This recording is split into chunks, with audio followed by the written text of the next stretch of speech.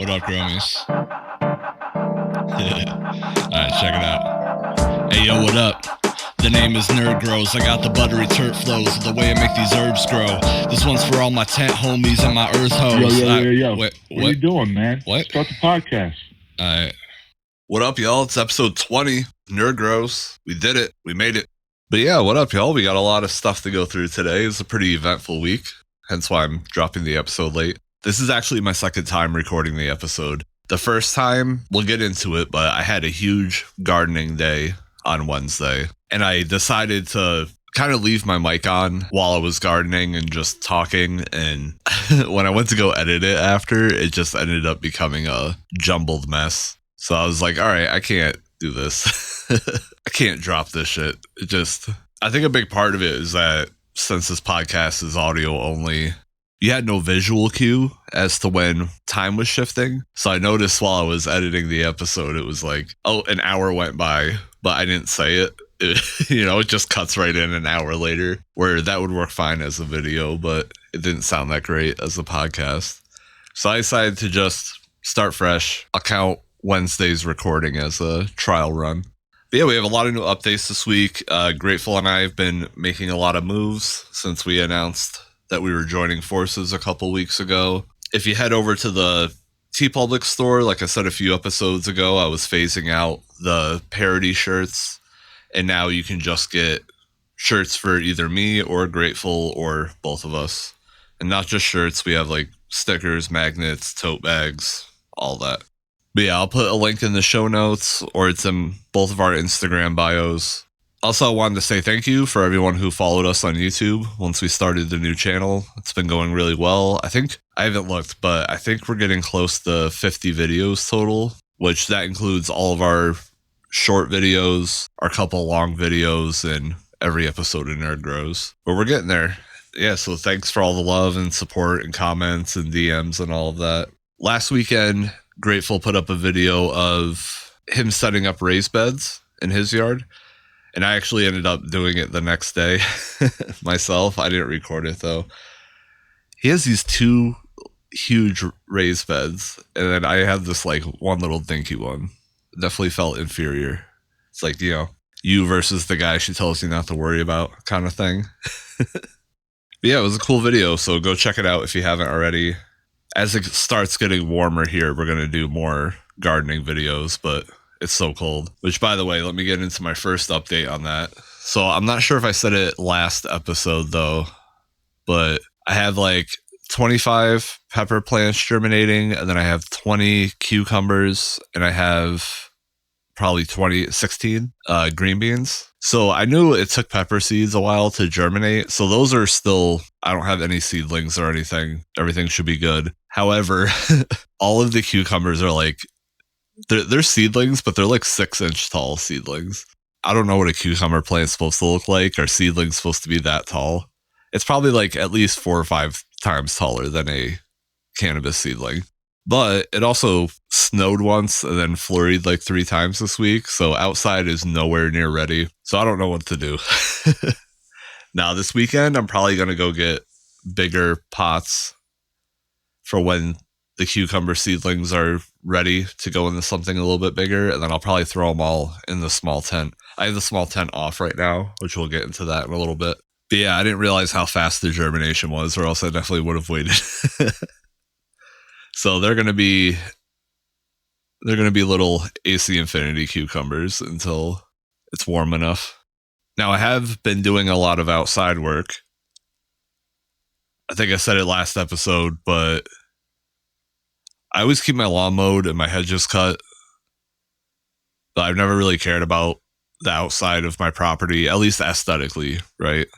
I'm more of like a pragmatic, functional person. I want to use things for their function, not necessarily their aesthetics, but I'm changing that this year. So last summer, we got half of our septic tank replaced, and they had to dig up the majority of our backyard. And when they replaced all the dirt, it was like 20% rocks. And like, I'm not about to go through like 5 lawnmower blades this summer, right? Whenever we had a warmer day, I'd spend like an hour outside picking rocks out of the yard. And I'm actually a like I think at this point we've filled the wheelbarrow twice. My yard's not that big. I just have like a regular, like, Leave It to Beaver suburban house. Yeah, we filled up the wheelbarrow twice, and I have a bare spot in the corner under a dogwood tree. So I'm putting all the rocks there. So it's like a little rock garden in the corner. It's coming out good. There's still a few bare patches, but we also still have some more rocks to pull out. But I think by the time I get most of the rocks out of the top layer of my lawn, it should look pretty filled in the corner. Maybe I'll go buy a bag of rocks from Home Depot or something. And then I had the same situation in the other corner of my yard where I have lilacs and then just a big bare patch of lawn underneath it. So with that, I had actually made some compost, or I got compost started last year, which is weird because I had no intent of gardening cannabis when I did it. And I'm also not using the compost for cannabis, but I did know that I wanted to grow some more vegetables this year. And I made the compost pile right under the lilacs. So it was really easy. I raked off all the stuff that hadn't broken down yet. And then I had this big pile of compost underneath it. And I just tilled and raked it into that area.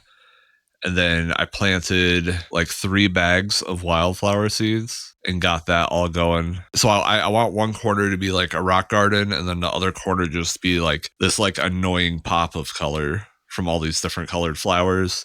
Also, my son, he says he wants more animals in the yard this year. So hopefully that'll attract some birds. I have some bird feeders I'm going to put up. Birds and butterflies and bees and all the fun stuff. Have you guys seen that? I found a subreddit this week that was called like No Lawn, maybe. But it's people who either like just essentially like destroy the grass on their lawn so they don't have to mow it, or they turn it into gardens, or they turn it into flower patches for wildlife. And it's just pretty cool. Like I said a couple minutes ago, I live in like a Leave It to Beaver kind of neighborhood, so I don't think that would really fly with my neighbors because they're all like very much Hank Hill types. My wife and I are one of the younger couples in the neighborhood. They're all nice, but I don't think like if I turned half of my front lawn into like a bee sanctuary, will they be cool with that? But I'm going to try to do, a patch of it in the backyard to help pollinators. So I got that going on. And then I also built my little raised bed, which I also put like some of the compost in. I had a bag of soil, just like regular soil laying around. I threw that in. So everything outside is basically ready. I probably need maybe one more raised bed. And then I do have a little garden area in the backyard as well. And I'm just waiting for it to get warmer. And then we can start all the other fun gardening stuff. But yeah, that brings me on to what's going on with my grow. So as I said last week, I cut down the Compton Qoolaide. She was beautiful. I ended up getting like, a little bit over 4.5 ounces off of her. That's why I was so busy on Wednesday and why I wanted to record the podcast vlog style was the drying machine finished. So I had over 4 ounces to trim. I wanted to press 1 ounce of it into rosin, and then my Sous Vide machine came. So I wanted to take that rosin and begin tempering it into vape cartridges. So we'll go through all of that, but I did that all in one day, and it took forever. I usually get most of my gardening done. There's like one night a week where my mom comes over and she either plays with my son, or they go to the library, or they go out to eat. So that's like my where I'm actually home alone and I can get all my gardening done. And I was just an assembly line powerhouse that night. So yeah, just to go through it all, I took the Compton Qoolaide out of the dryer. I had it, the dryer actually finished on Monday, but I like to keep the dried buds in a bin for like 2 days before I do any dry trimming. I don't know why. It's just the person who taught me how to grow. That's what they do. I don't know the efficacy of it, so don't necessarily take it as advice. It's just what I do. The common sense in me wants to say that the 2 days allows it to kind of not rehydrate, fully, but to kind of balance back out at the RH of whatever your house is naturally at. So I also feel like it comes out really, really dry from the drying machine. I don't know if I'm doing it wrong or anything like that. I probably could be better about checking it more often. I usually check it like once in the middle. So on Wednesday, the Compton Qoolaide was ready to trim, and my wife was out of vapes, and I've been having this problem with the dispensary because I'm a really busy person. I can't just go stand in line at the dispensary for an hour. And I'm having this issue for the past few weeks where I get an error message anytime I try to place an online order. And it's not like my bank account's messed up or anything. It's literally like a website error that I'm getting. And I talk to them about it when I go in, and the cashiers are just like, yeah, we don't run the website. We have no idea. But they did say that other people have told them that too, but it's not everyone. It's just specific people. One thing I'm wondering is the bank that I use is merging with another local bank in the area. And I'm wondering if there's some like, if the accounts are getting transferred and merged over and everything, and if that's causing problems. So it could be the bank, but it's not like I'm not getting like a you don't have enough money in your account error or anything like that.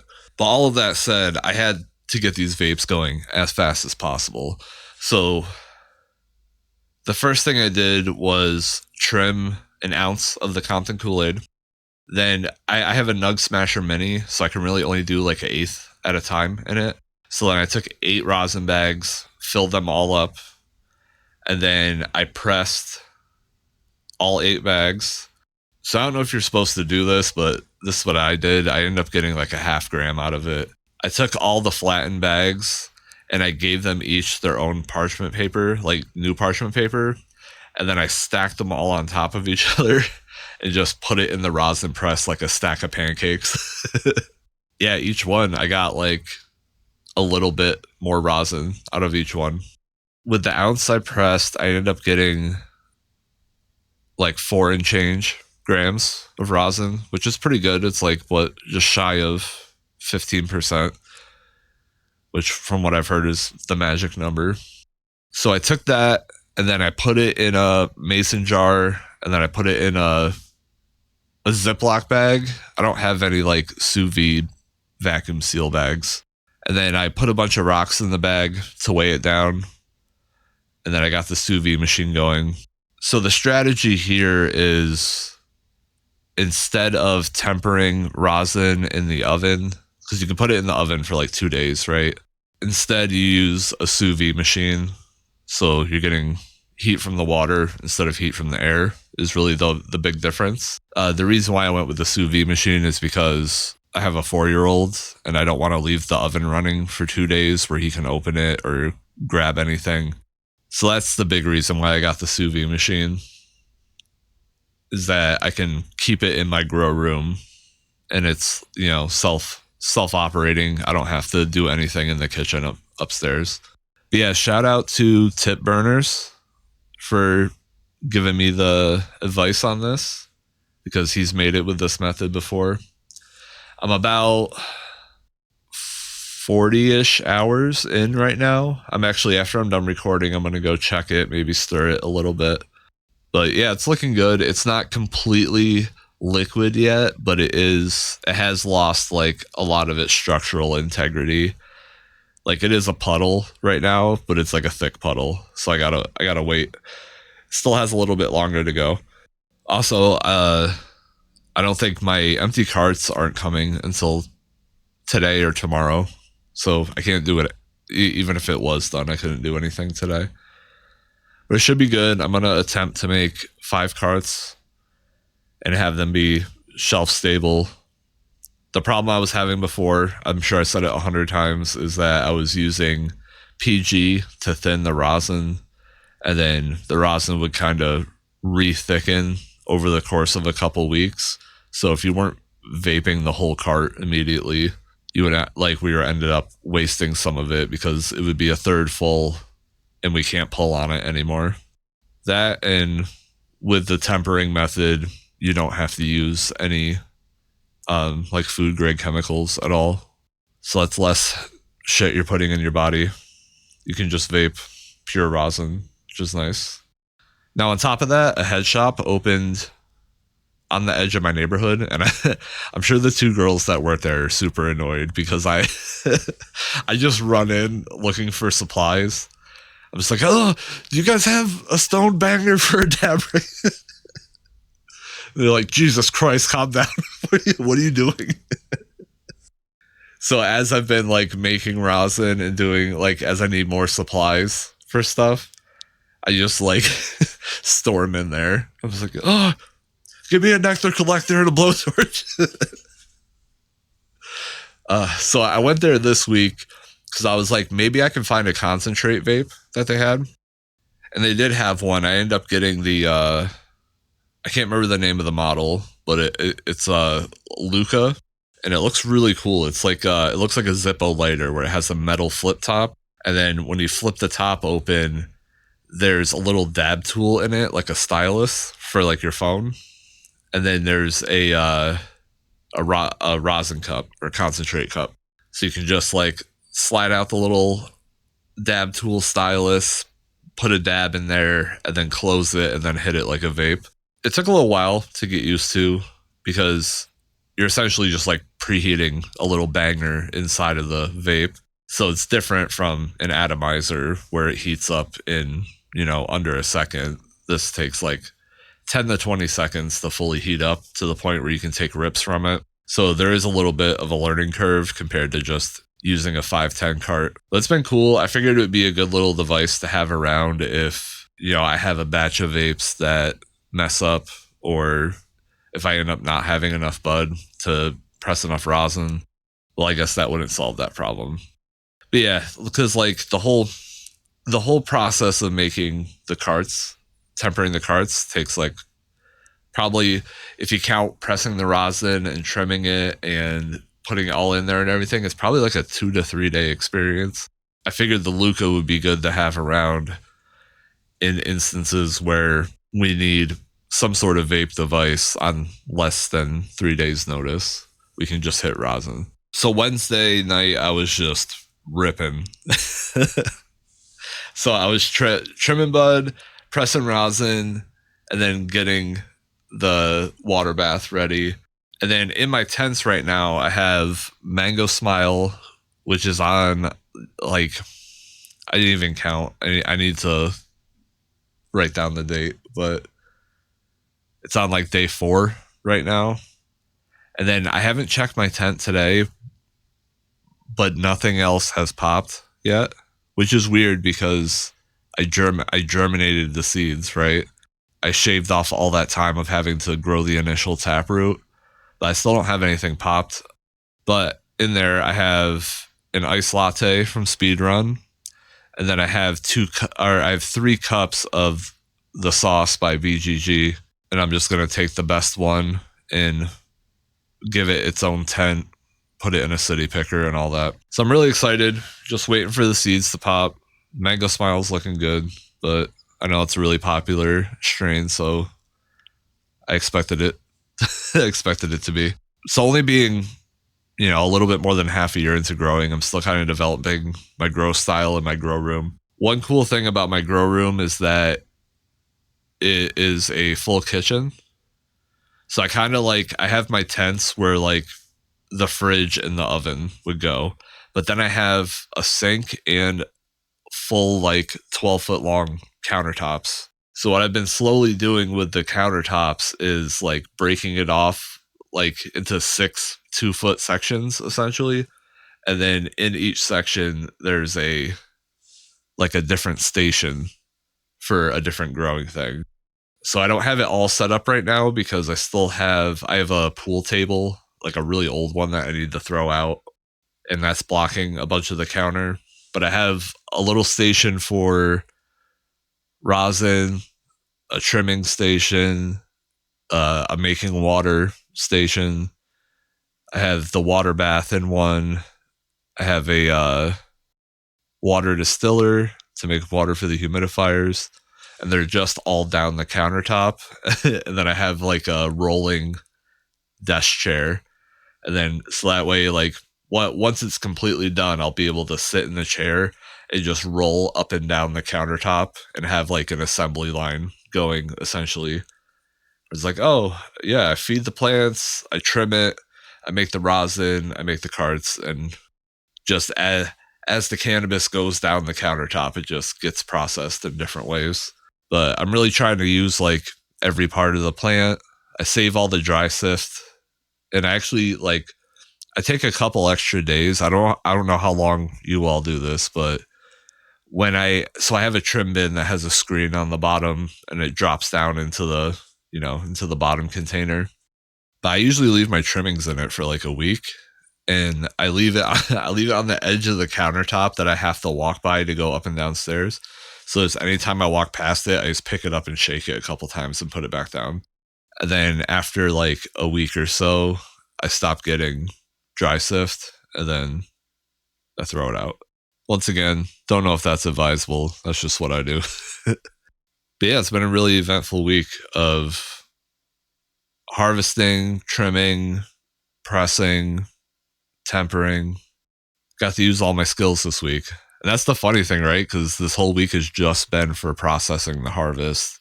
Because I'm not doing anything with my actual grow right now because it's all either germinating or seedlings. But I think I got a pretty good workflow down for everything now, which is good. And also, I love gadgets. So any little appliance or machine I can buy. But it's more about efficiency because I work 3 jobs. I have a 4-year-old. So anything that will allow me to shave hours of effort or shave off any manual labor is really good. But all right, I'm gonna get out of here. I'll give you updates next week on how the rosin oil came out. Lemon runts should be all trimmed up and nice by then. We can figure out something fun to do with that.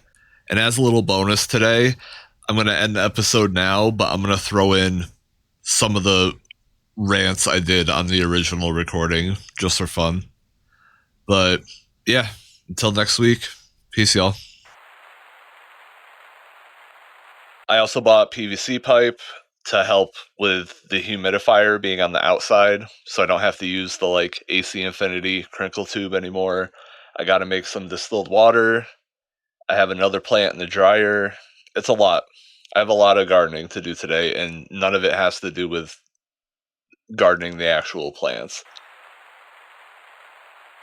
So yeah, right now I'm in trim jail. Before I started recording, I was watching some Walking Dead, as you could have guessed. I started the series over, but I'm also reading the comic, and I'm trying to pace it the same. So I'm at the same point in both at all times. So right now, both in the comic and in the TV show, I'm at the point where the group has its first negative interactions with the governor in Woodbury. In the show, they do it a little bit different. In the comic, it's like Rick, Michonne, and Glenn all get captured, and then they get tortured and everything by the governor, like right off the bat. Where in the show, they have Andrea and Michonne find Woodbury, then Michonne finds the prison with the group, and then the group go and attack Woodbury. And instead of capturing Glenn and Maggie like they do in the show, the governor captures Michonne, Rick, and Glenn. He lets Glenn go after a little bit, I think. I don't know. The governor lies about letting Glenn go, but they all find it. They all find each other and break out. So while in the comic, it's like one big event that happens. In the show, it's kind of broken down into 2 separate events. I'm trimming up the Compton Qoolaide.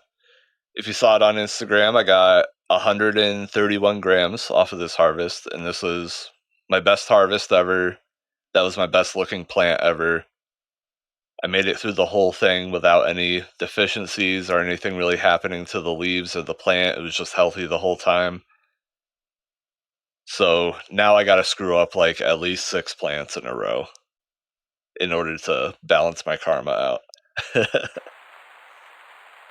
So I'm going to grow them out and then see which one I like or see, if they all germinate.